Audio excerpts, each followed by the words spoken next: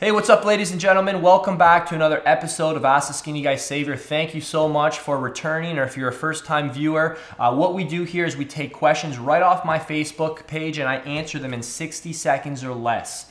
What I'm going to do differently for the next batch of episodes is I'm going to answer the questions in themes. In the last status update, when I asked for questions, we had 124 questions come in literally an hour or so. So what I did is I organized them into themes, and I'm going to answer same style as always, 5 questions, 60 seconds a question.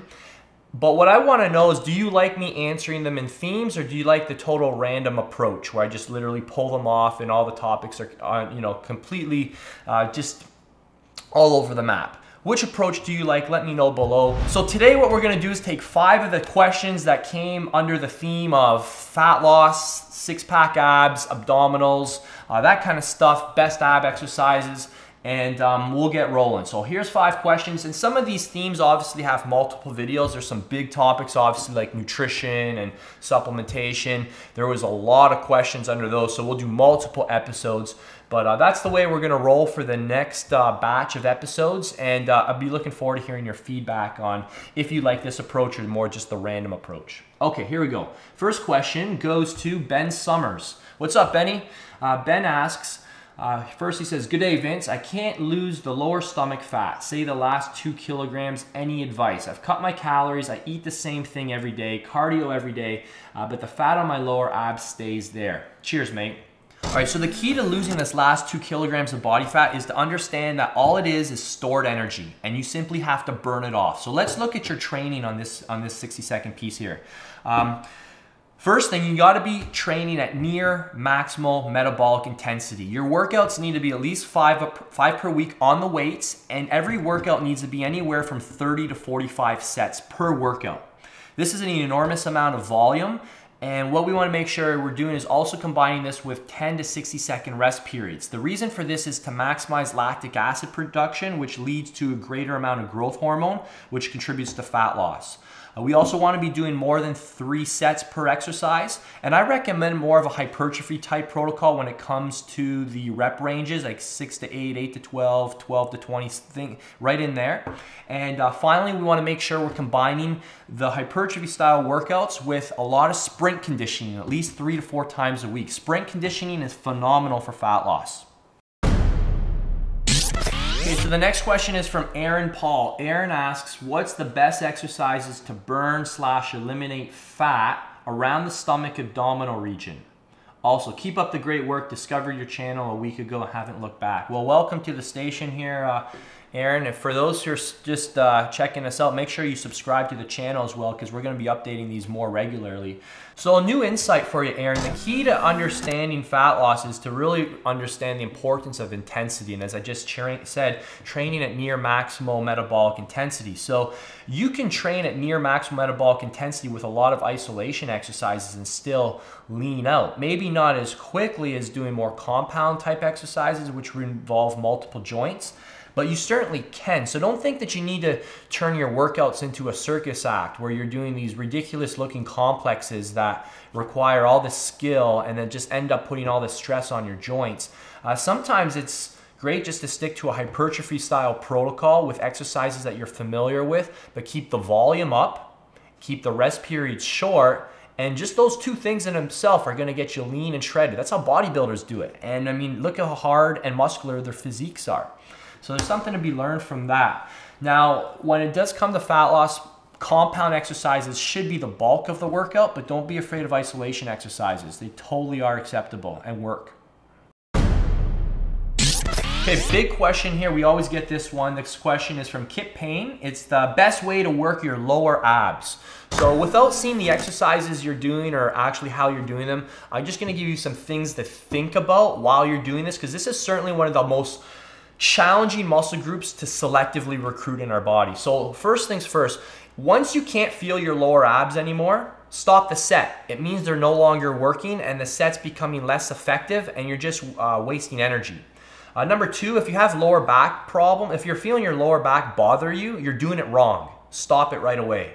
3, make sure you're doing all your ab exercises slow and controlled To truly recruit your abs, it requires an enormous amount of mind muscle control and ability to actually initiate from your abs first and not from your hip flexors. So go slow and controlled. 4, make sure you focus on improving your endurance with your abs, not your strength. Abs are more of a stabilizer muscle group, so they benefit from more endurance kind of rep ranges. Okay, so the next question goes to Jonathan Ulsh. Jonathan wants to know, what are some exercises that target the obliques and lower abs? First off, once I get my home gym built downstairs, it's in the works right now as we speak, I'll be able to answer these questions down in the basement, and I can actually demonstrate them for you. I'll give you 2 awesome exercises that you're probably not doing. The first one is what's called an eccentric only leg drop. So what you're gonna do is you're gonna find a chin-up bar, jump up, hang from it, swing your legs up as high as you can, but make sure they're fully straight. And then once you steady yourself, you're gonna take you're gonna go slow as you can to lower your legs using your abdominals. Then once you get down to the bottom, you're gonna swing them back up and then lower legs again as slow as possible. And once you can't control the negative any longer, that means your abs are fatigued and you're done. This is a very, very hard exercise. The next one you can do are our incline Russian twists. This is really good for your obliques because one of the functions of your obliques is rotation. What you're gonna do is you're gonna find an incline board, you're gonna anchor yourself to it, you're gonna do a half sit-up with a flat back, make sure your back is flat. For some people, that'll be the exercise in itself, just stabilizing themselves. But then put your hands out in front of you and start to rotate from side to side. The greater the range of motion, the better. Most people will be able to only do maybe 6 to 12 reps properly. If your back isn't flat, then you're done. All right, so the next question is from Steven Sasson. He wants to know, hey Vince, thank you for this program. My question concerns muscles of the midsection. Do I need to burn off the fat first before doing ab exercises? No. Since having more muscles on that area pushes the fat forward, resulting to look fatter. Yeah, this is the least of your concerns. Again, there's a myth that doing a lot of resistance work with your abdominals is gonna make them bulky, and this is just not true. There's no amount of external loading exercises you can do to your abdominals that will make them look too big, too blocky. Have you ever seen anybody with abs that are too big or too bulky? If you're lean and shredded and you've got thick abs, it looks incredible. It's one of the most eye-popping things, jaw-dropping things you'll ever see. So that's the least of your concern when you have body fat to lose. Obviously, as the popular saying goes, abs are made in the kitchen. There's a degree of truth to that. So you certainly need to focus on your diet. You need to get lean so that you see your abs in the first place.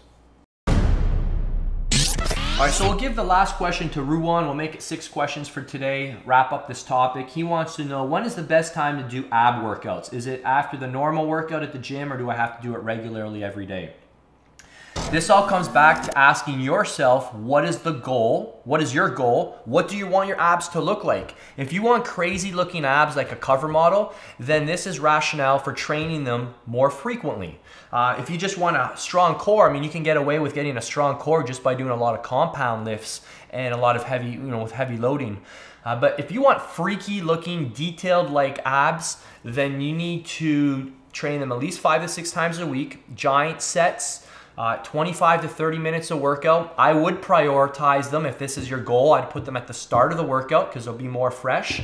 And the rationale behind training them more frequently is because your abs don't do a lot of work, because the definition of work, by the way, is force times distance. They just don't cover a lot of distance. And there's not a lot of force on them, so they can recover quicker. So this is why you're able to abuse them more frequently and still see results from it. But I wouldn't overthink when you do it, just do them.